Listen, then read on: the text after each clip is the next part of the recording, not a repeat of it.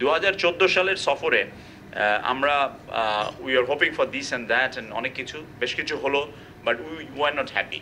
আমরা যখন ফিরে আসলাম প্যালেসে, then the banquet was the last programme. তো সেখানে আমাদের মাথায় তখনও যোগাযোগ সচিব, পররাষ্ট্র সচিব, আমরা মিলে বললাম যে হোয়াট ক্যান ইউ ডু, মানে একটা ট্যাঞ্জিবল লার্জ কিছু একটা তো নিয়ে এখানে থেকে যেতে হবে। So what we did is, it sounds a little funny in a way, but of course interesting and effective, and of course I hope এটা কাইসার ভাইয়ের ক্রিয়েটিভ ডেফিনেশনকে স্যাটিসফাই করবে। সেটা হলো মাননীয় প্রধানমন্ত্রীকে আমরা বললাম যে আপনি যখন শি জিনপিংয়ের সাথে ডিনারে বসবেন, আপনি যদি কাইন্ডলি তাকে বলেন, যদিও তার অফিসগুলি না করে দিয়েছে, যে আমরা কর্ণফুলীর নিচে টানেলটা করতে চাই, এটা আমাদের একটা অ্যাসপিরেশন চট্টগ্রামের মানুষের, এবং then of course it's actually connects ASEAN countries also, road that crosses Chattogram easily, then along that rail line যেটা আমরা কক্সবাজারের মধ্যে করে ফেলেছি, হোপফুলি মিয়ানমারে পিস একসময় রেস্টোর হলে মিয়ানমারে 30 কিলোমিটার করতে পারলেই তারপর আমরা থাইল্যান্ডে চলে যেতে পারবো, রাখাইন 30 কিলোমিটার, বাকি অংশটুকু আছে যারা জানেন।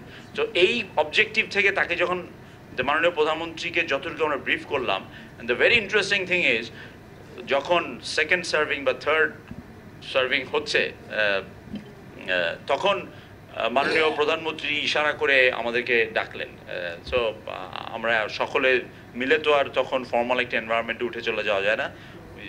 We assign foreign secretary, so he went to listen to her, honorable prime minister.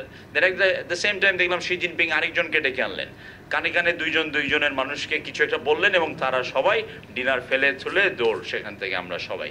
And মানে এই যে এই ইনিশিয়েটিভের ফল হলো, আমরা 11টার সময় যখন রেসিডেন্সে ফেরত আসলাম, মাননীয় প্রধানমন্ত্রী বললেন যে কি হলো তাহলে।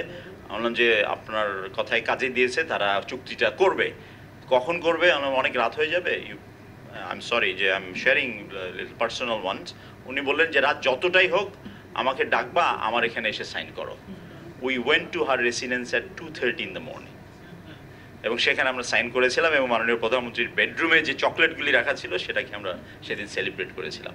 So China, I think, as you rightly put, as a very young leader in the World Peace Council, was the first visit 1952, and as the political leader in 1957 as head of Bangladesh Awami League.